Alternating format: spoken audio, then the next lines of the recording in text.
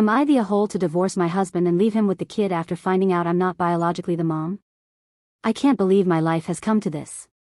All I ever do is go out of my way to help others, but on the few occasions I need help, nobody ever comes through for me.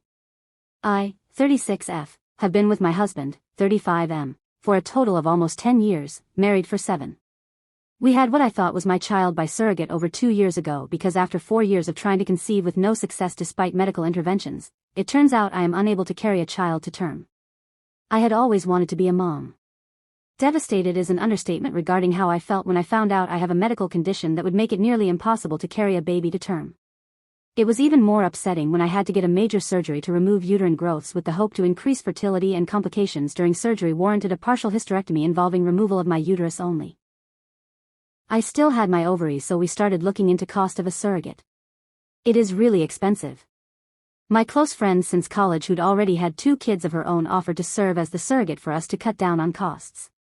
After 2 disappointing IVF sessions that did not result in pregnancy, she became pregnant on the 3rd try and carried a boy to term for us. I was so happy and busy after the birth, between being a mom and returning to work after a 4-week parental leave, so I didn't notice any warning signs. I should have noticed the red flags and warning signs early on but did not because I was so exhausted from working so much at my stressful job and 2 part-time jobs to cover most of the bills and anticipated medical and legal costs associated with this friend becoming our surrogate. I was the primary breadwinner. My friend and my husband started talking more, and I would sometimes come home from my weekend job to find her already hanging out at our house when my husband was there. I chalked it up as innocuous, and it's good for her to know my husband better since she was in the process of hopefully carrying our child for us. I was grateful to have someone helping us have a child. I also thought it weird that our son has brown eyes when both of us have blue. Then I found out that while this is uncommon, it's possible sometimes due to many genes controlling eye color. Recently it all came to a head when I took our son to a doctor's appointment and they did metabolic panel and blood tests which showed that he had a blood type that is not biologically possible to have with me as his mother. He's B+, I'm A+, husband is O+. Immediately I started worrying it was the fertility clinic's fault and that they'd messed up and implanted a wrong embryo. I started lining up lawyer consultations to possibly sue the clinic and looked into having a DNA parentage test done. The test results showed that I'm not the mother but my husband still is the father. I was heartbroken and angrier than ever, talked to lawyers about medical malpractice in the fertility clinic we'd used. Then my husband confessed that he'd slept with my friend, our surrogate, on a few different occasions during our struggle to have her get pregnant with our embryos. This means what I thought was our son conceived by IVF and carried with a surrogate, isn't my son at all and was in fact conceived the old-fashioned way, which I can't ever do. Livid and absolutely broken at the same time doesn't even begin to describe how I feel. I had been breaking down into crying spells over and over again about this.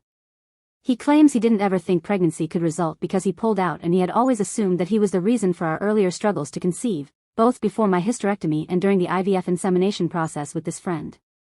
I felt an immediate triple betrayal, from what was supposed to be my husband, my friend, and now knowing my child isn't even really mine. I had such white-hot rage and delirium, I immediately left home and stayed at a hotel for almost a week before asking my parents to let me stay at home for a while. I admit I left our son with him. I am now filing divorce because he cheated and betrayed me in the worst possible way. I have also cut off my friendship with my friend, the surrogate, and feel afraid to trust anyone else now. I have seen a divorce lawyer to see about giving up my legal rights to this kid so I don't have to face such betrayal or owe child support. My husband and friend/surrogate admit they were wrong and keep apologizing but also called me immature and heartless to just give up on my son like that. My parents also say I can't just give up on a kid that I went through so many legal and medical hoops to have.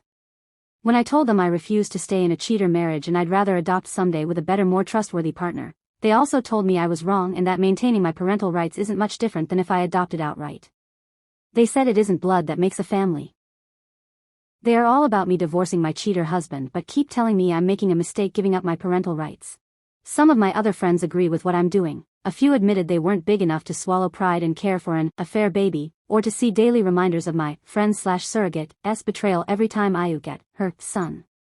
I just want a clean break and a fresh start. I'm also looking at relocating several states away. Am I the a-hole to give up my parental rights in the divorce because a kid I paid a lot of money to have born by surrogacy isn't biologically mine at all, but the surrogate?'s? TLDR, I recently found out that a son that my husband and I had born to a surrogate, since I'm infertile, is biologically my husband's kid but not mine. My husband confessed that he slept with my friend, who served as surrogate, during the long IVF process, so the kid is actually conceived of an affair between my husband and friend/surrogate. I am filing for divorce and looking to give up my parental rights so I can move away and get a clean break from the whole situation without having to owe child support for a kid that's not mine. Some friends agree with my plan, but my husband and parents think I'm in the wrong to just cut off a kid I raised for 2 years.